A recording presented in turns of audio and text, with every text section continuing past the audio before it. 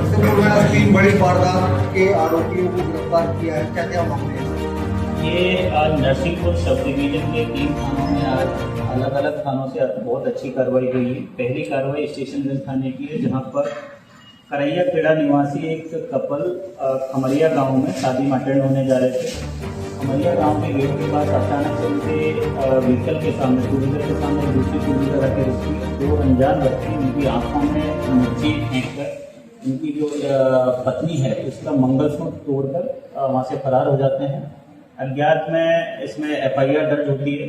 इसमें सबसे बड़ी बात यह है कि वहाँ उपस्थित और भी जो ग्रामीण जन थे उनके द्वारा पुलिस को तत्काल सूचना दी गई। पुलिस की टीम वहाँ पर पहुँची।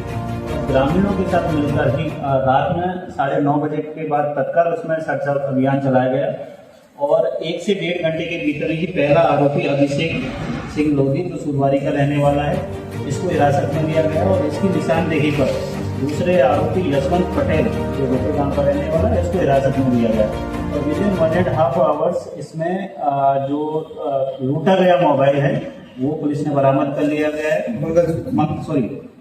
जो मंगलसूत्र है वो उसमें बरामद कर लिया गया है। इसमें बड़ी इंटरेस्टिंग बात ये है कि जो अभिषेक सिंह लोधी है ये NDPS के आरोप में केस में पहले से आरोपी है और कल माननीय न्यायालय में पेशी देने आया तो पेशी से लौटते वक्त उसने ये घटना कारित की है।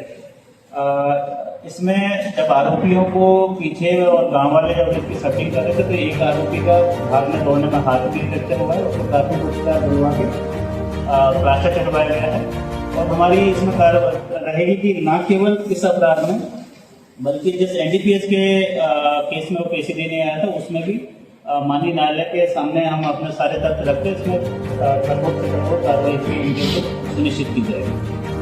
और इसी प्रकार दूसरा जो प्रकरण है करेली थाना का रहने वाला अंतर्गत का है।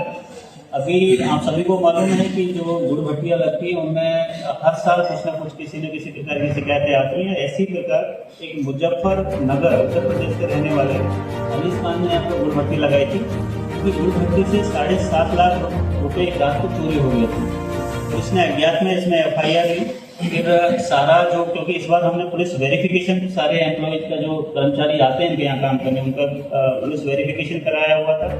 कुछ तकनीकी साथ इसमें हमने लगातार जुटाए और उसका फायदा ये हुआ कि मुजफ्फरनगर के रहने वाले ही राजा सक्सेना, रजत हरिजन और शिवा और शिव कुमार हरिजन, इन 3 लोगों को हिरासत में लिए गए, इनसे पूछताछ की गई तो इनसे 3,25,000 के आसपास की रिकवरी हो गई है।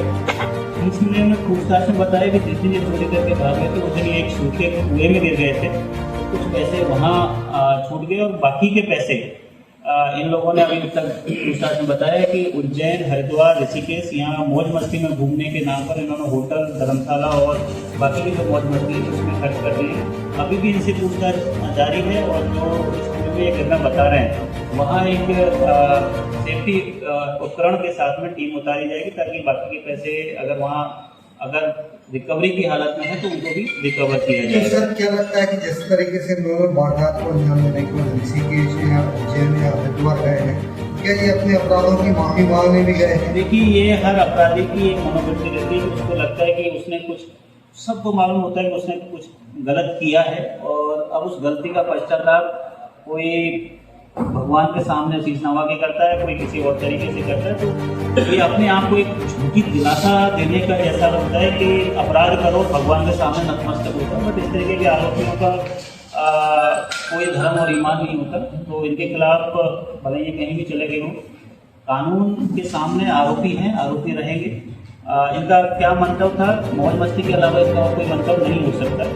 तो जो भी कानूनी कार्रवाई है इनके खिलाफ भी कठोर कार्रवाई करवाई जाएगी। और तीसरा जो प्रकरण है ये हमारे कोतवाली थाना अंतर्गत से है। यहाँ पर लगातार, जैसे कि आप लोगों को विदित है कि नशे के खिलाफ लगातार नरसिंहपुर पुलिस अच्छी कार्रवाई कर रही है और इसी कार्रवाई के तहत ऑपरेशन ईगल किलो के तहत एक 11.5 ग्राम इसमें अमन बैरागी, जो कि कटौतिया का रहने वाला है, इससे बरामद की है।